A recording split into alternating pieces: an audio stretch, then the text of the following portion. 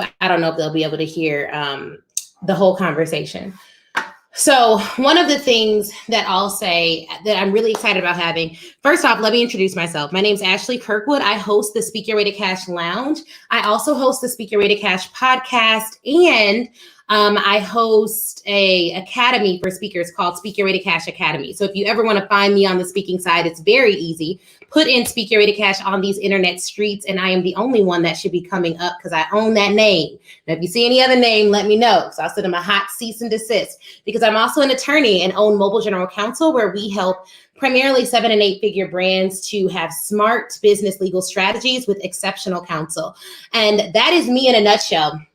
The way that I've grown my business has been through selling to corporations on the speaking side, and to selling to business owners on the legal side. So that's been my bread and butter. But we have Christlie here with us today because she has really opened my eyes and shown me how you can actually sell to individual, not even individual, to government entities and the federal government specifically, and also subcontract to get large corporate contracts with the federal government. Because as you all know, we talk about 5- and 6-figure contracts often, but there are 5-, 6-, and 7-figure contracts with the federal government. And so we're going to talk to her today about how she's been able to help her clients and herself secure those contracts and kind of what that landscape looks like. And we will answer your questions about the difference between federal government contracting and working with corporations and selling to both, because there are differences that you should be aware of. So welcome, Christlie. Feel free to introduce yourself and let everyone know who you are and what you do. I found headphones and there is no echo. So I feel like we figured out a system. Can you hear me? I can hear you. All right, bet we have our system. So I officially turned you completely down on Clubhouse. So we're good. So hi, everyone. My name is Christlie G, also known as Christlie Julian. I have a boutique human resource management firm where I help small to medium-sized businesses essentially understand the importance of human capital analytics and its impact on business performance. The other side of my consultation business is I help small businesses get registered and certified to do business with the federal, city, and state, right? And so I was just talking to my husband and family and looking at how much the federal government has spent using like SBA, which is a Small Business Administration scorecard. But as of August, they measured for fiscal year 2019, they had actually spent $500 billion in contracting funds. And out of the $500 billion, they had actually surpassed their goal for fiscal year 2019, and $132.9 billion went to small businesses. And so it's a lot, because I try to kind of get people out of the scope of thinking about government contracting as, hey, I have to be in construction, or I have to be, I don't know, in all sorts of avenues that we kind of think that government contracting is in. And so I try to really make people understand that you can have a passion and a dream, and if it solves a problem that the government might have, then you can go ahead and sell that. And so I try to make people understand, like, you know, the government doesn't make shoelaces or t-shirts, right? Like the Army uniforms is a government contract. When you sadly see the children at the borders and they have all the same clothes on, that is a government contract. When you see the photography or the Instagram pages of the Department of Armies, that's a government contract. So essentially you can contract any and all sorts of work. So that is really good to know and really helpful. And it just opens up our eyes to what we can do. And so on the Speak Your Way to Cash, in the Speak Your Way to Cash sphere, a lot of people that I work with are in the professional services space. I don't work with product-based businesses at this point, primarily to like help them with speaking, but for the most part, folks in my audience are therapists, they are life coaches, they are individuals who provide professional services in on all respects. We have accountants, doctors, lawyers, PhDs. And so we really have a lot of folks in professional services. And so what you said is so key about you not having to have that construction background. One thing I think that's intimidating is like, okay, let's assume I know nothing about working with the government. I have never, ever, ever worked with the government in the past. What would be my first step technically to get started with the government? And then I'll share the first step to get started with selling to corporate. And so we can kind of do some compare and contrasting, because when they come up and ask questions, I'm sure they'll have questions about both. So what's the first step on the government side, Christlie?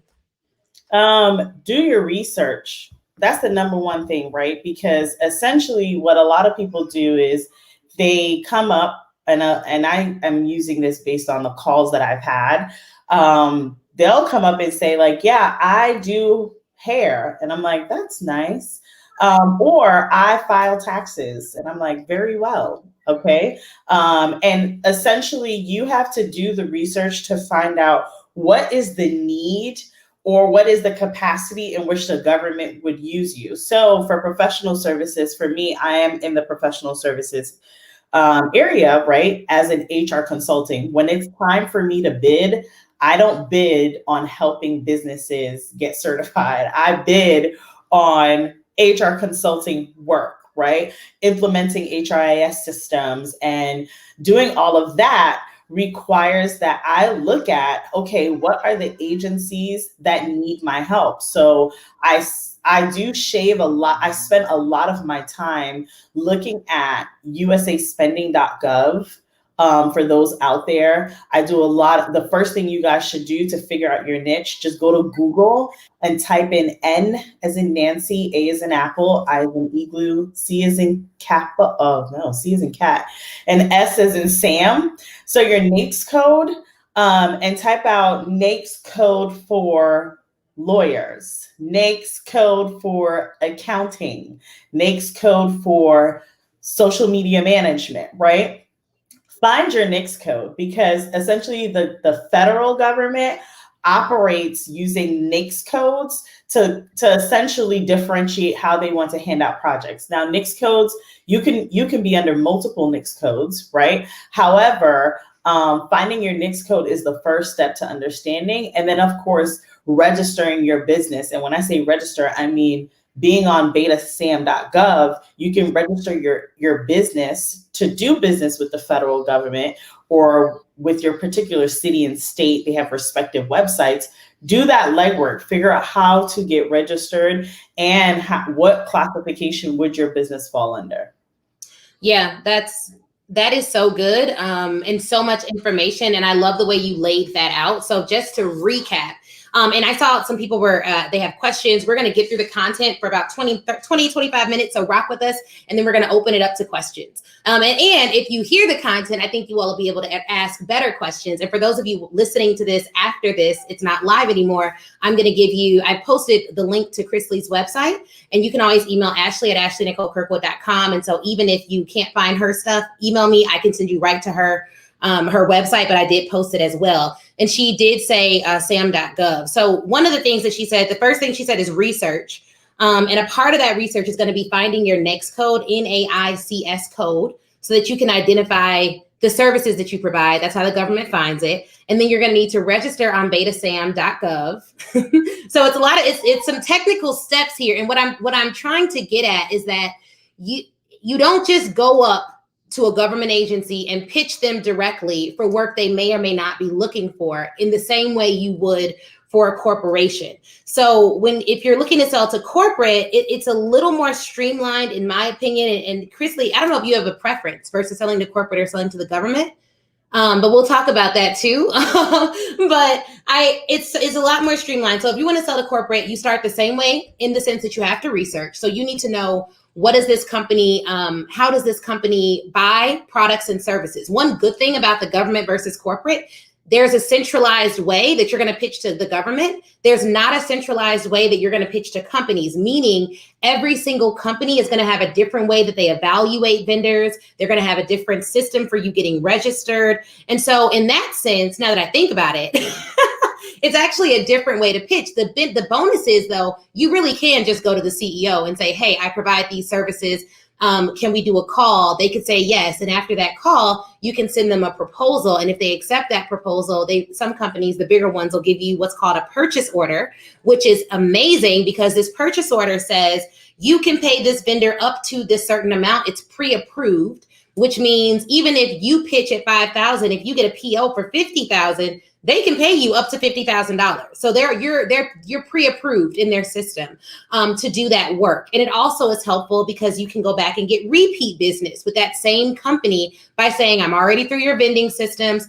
And so that's how that works on the corporate side. So you want to do your research on the corporate side, but it's more so about industry niche. Like, what types of companies do you want to pitch? After you know that, you're going to put together a pitch plan. It's like a sales plan. And then you're going to start emailing decision makers. And the way that I do it, I like to get them on the phone. And after you have a good phone conversation, you identify their pain points, you're going to pitch them. So there's a lot more to it that we can get into and that you all may have questions about later. But as an initial matter, you don't register for a central database and go through and find certain codes or anything like that. Each company has its own way of doing it. And for a while, they were trying to do something similar where all vendors were able to sell to a variety of different companies and everyone registers for one database, and it just became administratively a hassle. So that's not really an option anymore on that side. But you brought up a good point earlier. That's like, when you think of government contracts, and even if you go to, like, I went to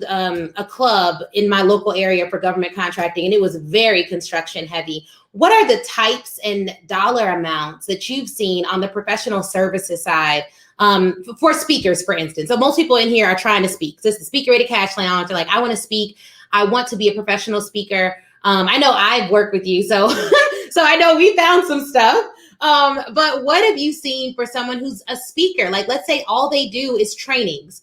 Is there opportunity for them, and what would that opportunity look like? Yeah, so training, and one, I'm gonna talk to New York City, right?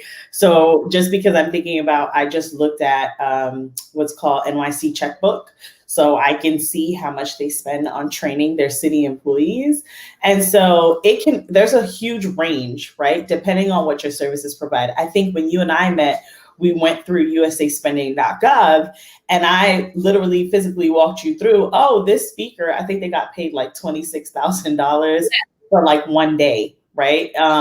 And that is normal. It was for a commemoration that's coming in, I think it's like March or April, right? So it's not even coming. He's just awarded it. He knows when this event happens, he's going to get $26,000, right? And that is a norm on the speaking end. It just depends as to what exactly you're speaking about.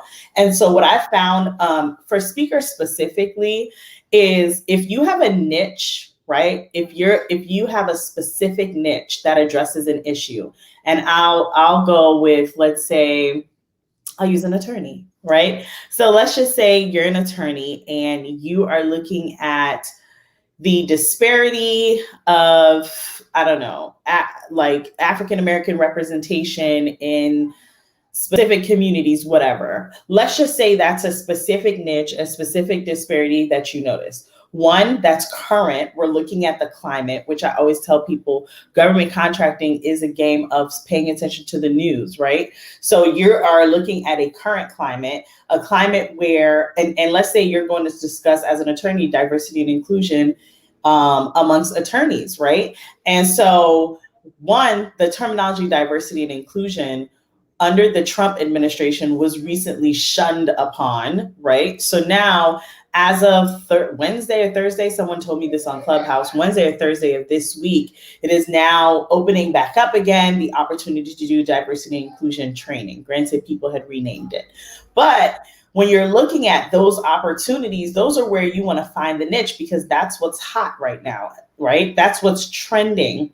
And so those sessions, they can range, and it's based on what you offer and who the demographic is. So let's say it's the federal government, and they are going to have a huge NIH, National Institute of, I can't remember, I think it's like the heart, but and let's say they're having like a huge conference, and they essentially need a speaker that's going to talk to hundreds of thousands of people, and you have the experience as an attorney to discuss like disparities in African American communities in terms of their representation, their legal representation, that could be at $26,000, $25,000, $28,000, or even more, right? But let's say you're offering training courses, right? And I was actually looking at this recently for myself. There are training courses that you can offer to the government specifically, and they can range from one day. It could be, you can have a series. And I always tell people, if they say we only need it for one day, you provide the 1 day fee and you say this can also be a series. And those can range between, I've seen $1,300 a day to $3,000 a day, depending on the capacity of what they need you for. Why, right? So if it's a small classroom of 5, it might be on the low end of $1,500, $1,600. That's very low.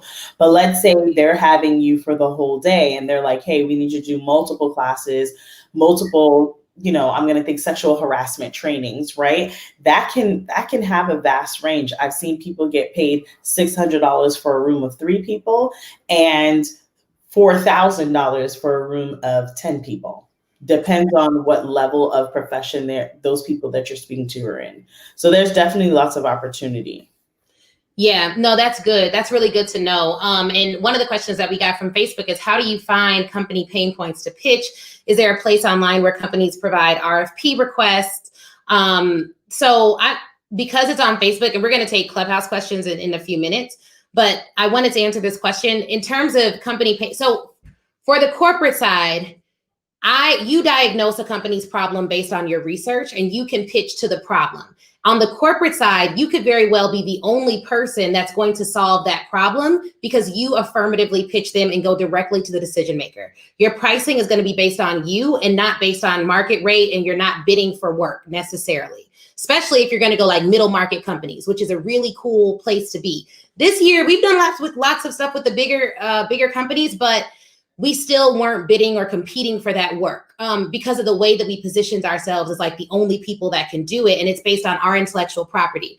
So there's not like a RFP place. You can find sample requests for proposals online.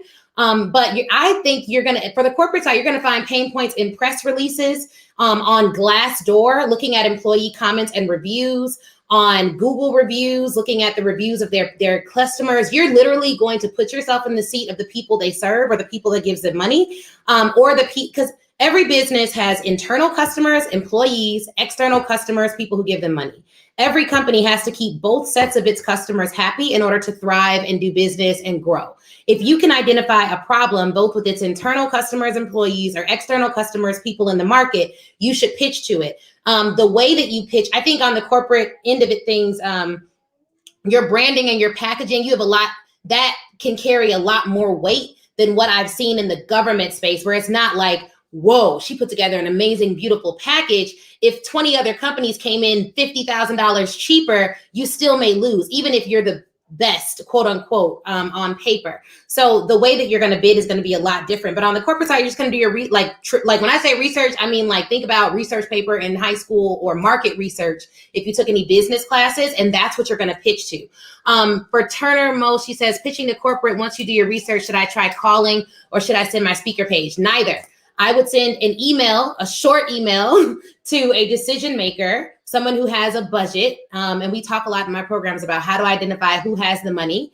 And then you're going to send a short email just asking them for a call, but that email should link to additional information about you. The first portion of the academy, and I have some academy students in here, is all about like doing that market research. So you're using the language of your client. It's similar from what Christlie has told me on the government side. You need to use the right language, but that language is going to look different versus private, corporate, and government. So I wanted to ask you, Christlie, before we open it up, what does the bidding process look like? Are you bidding to be the prime contractor, meaning it is your contract and then you can sub out pieces of it?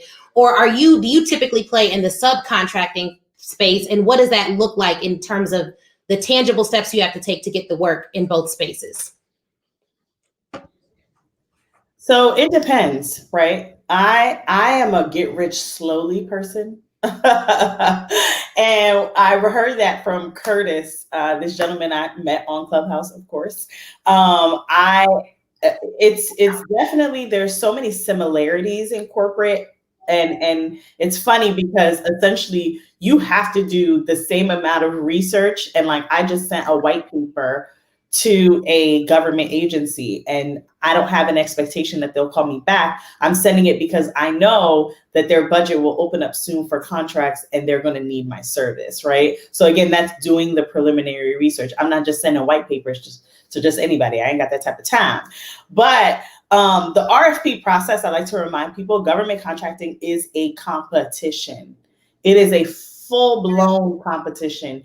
Think about the fact that when we think about like women-owned small businesses, the government spent $26 billion on women-owned small businesses in fiscal year 2019, right? And so that money is obviously dispersed. It might seem like a lot, which it is, but you're essentially, everyone's trying to get that same dollar, and if not more. And so for the RFP process, you really have to be meticulous on how you respond to RFPs. I always tell my clients like what I did wrong. And the number one thing that I did wrong when I first started out was I didn't have a specific template.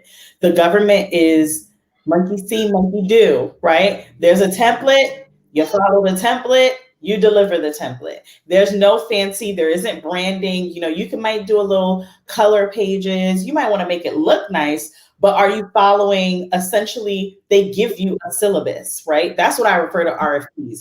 RFPs are not even a syllabus, it's a rubric. And literally they'll put on it a rubric. They give you the rubric, you follow the rubric, and you execute it, right? And the other side of it is you can bid to be a prime. I personally am not ready to be a prime unless I'm backed by a bigger company on the federal level. I can be a prime contractor, like I have a bid out right now in a state. It's a very small town. It's a 6-figure contract, right? But it's a small town. So the work, I already know the work is not as strenuous and demanding as the federal government. So I went for that RFP, right? And I physically showed up to drop off the RFP with a board to present it, right? Because I know I can't present the board to you in the paperwork, but I know that if I go that extra mile and show up in person, I might just be able to sway you, right? I'm big on subcontracting. So subcontracting work is let someone else, like, find the bids, right? Go to the pre-bid meetings, attend those meetings, and then let that, reach out to every single company that's on that pre-bid meeting and say, hey, I know that you're going after such and such contract. Here's where I could be of any help.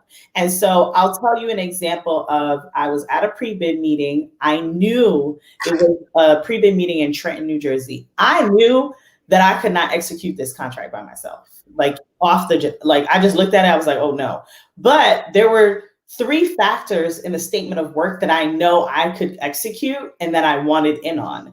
And so what I did, I still attended their pre-bid meeting. That meeting is established for people to ask questions. What I noticed when I got on the pre-bid, it's usually like a Zoom call. I looked up every single company that attended, and not one of them was located in Trenton, New Jersey. But I am about 15 minutes from Trenton, New Jersey. And so I immediately got on the phone and said, I asked the people that are really awarding the contract, so essentially Trenton government, I asked them, I said, hey, are you in need of training in person? And once they said yes, I immediately told all of the primes on the call, I said, or all the competition on the call, I said, listen, I am a small business. I'm certified, I'm registered, and I'm 15 minutes from Trenton. And I know that none of you guys can actually execute the work in person. However, I can go ahead and execute the work for you. And so that's how I then put myself in a position where now all of these contractors that are going after this one bid are now going to look for me to essentially execute this particular contract, right? So they'll still win as a prime, but they might need me to go in and actually execute the training part. So they got that base covered. The next big thing with bidding, you have got to be a different type of beast to bid. You've got to do the legwork. My biggest mistake was pricing. Again, it was because there was a lack of research.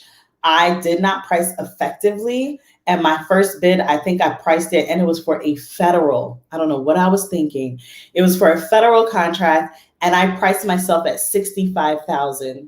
And another Black-owned business, a woman-owned Black-owned business, which I ended up getting in contact with her, she won for $122,000, right? So I was way under, and the government will notice if you are too far under and you're too cheap, they'll look at it like you don't know what you're doing. And I didn't. That was my first bid. I didn't know what I was doing. I had no idea about research. So I quickly learned about looking into GSA schedules, looking at my competition, replicating what they do, who's been awarded. Again, it's the same thing. It's doing the research and making sure that you position yourself in a way that, hey, I'm going to be better than the rest. Yeah, that is so good. That is such a good overview. I love that you talked about showing up with the board, because that's the branding piece of it. That's the piece that I think that is beneficial to anyone, is like, how do you do the branding side of it? And so, for those of you just joining, I am speaking with Christlie about landing government contracts. I'm coming at it from the corporate contract angle, and we're looking at the overlaps, the similarities, and the different things that you'll have to do for both. It's a process, as with anything. And one thing that she said is that it's a competition. So you're going head to head with other people for the work. On the corporate side, a lot of what I teach in the academy is like, all right, you want to be as far away from your competition as possible. So you want to invite all of your decision makers to an event that you're hosting. You want to do everything you can to price outside of the market. A lot of people price to the market. I think, you want to price outside the market. Because in the private corporate space, if there's 10 speakers and 5 of them say it's going to be $1,000, but one of them says that their keynote is going to be $20,000, the $20,000 person can still get it. And what they may say is like, they're obviously just more experienced or better. Whereas when you're competing head to head and all of your proposals look the same, it's not so much about you being, it's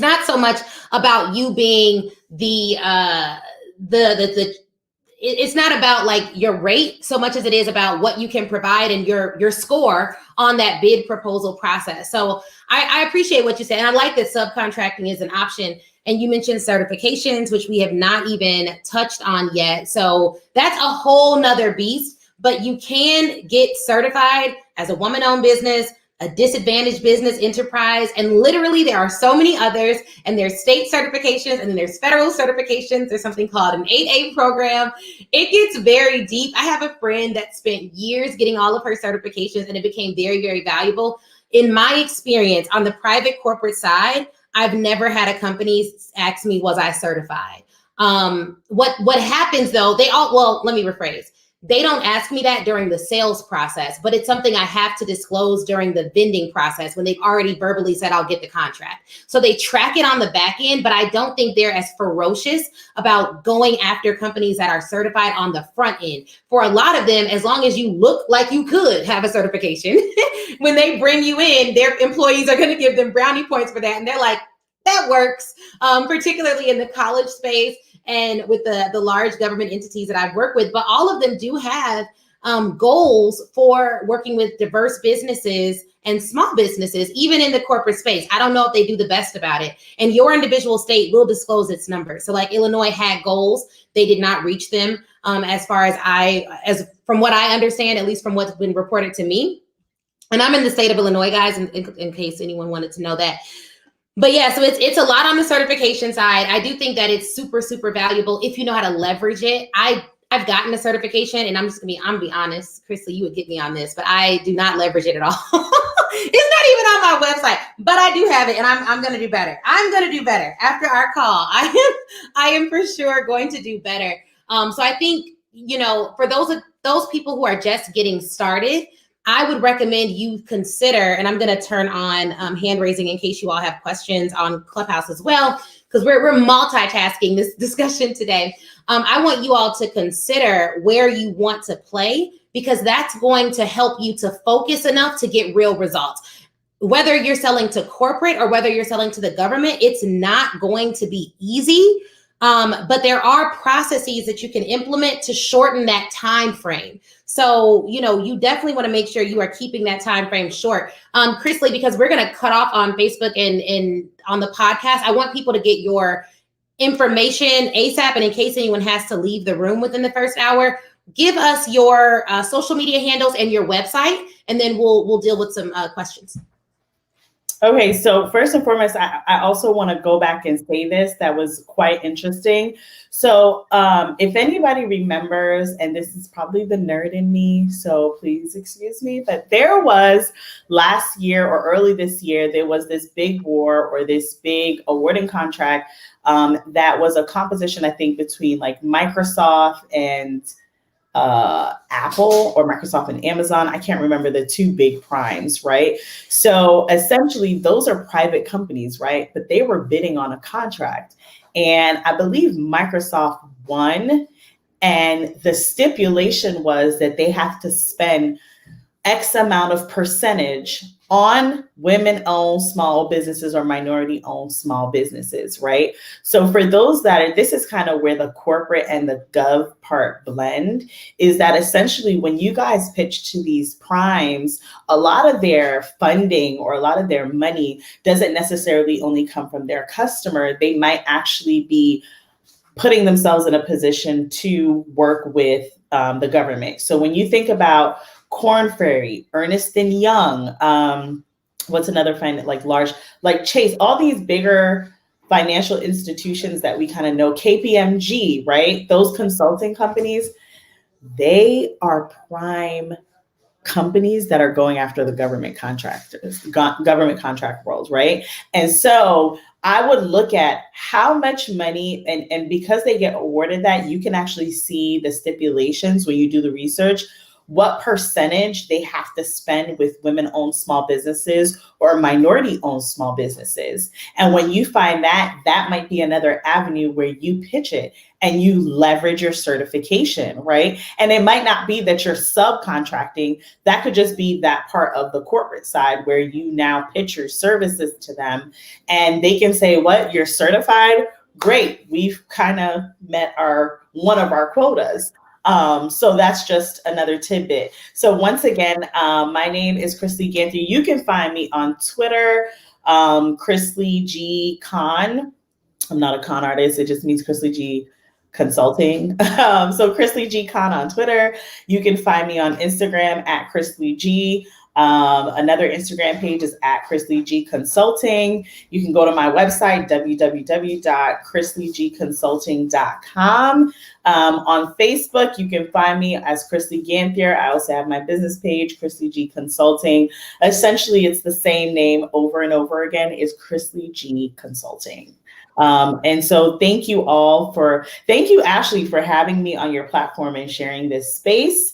And I know we're moving on to Clubhouse now, so thank you.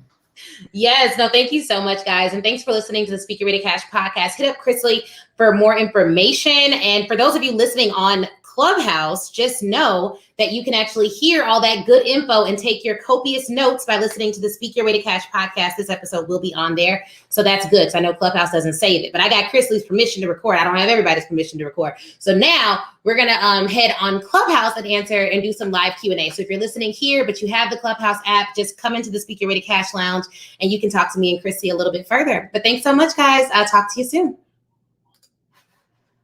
All right. Okay. So now that I don't have to multitask,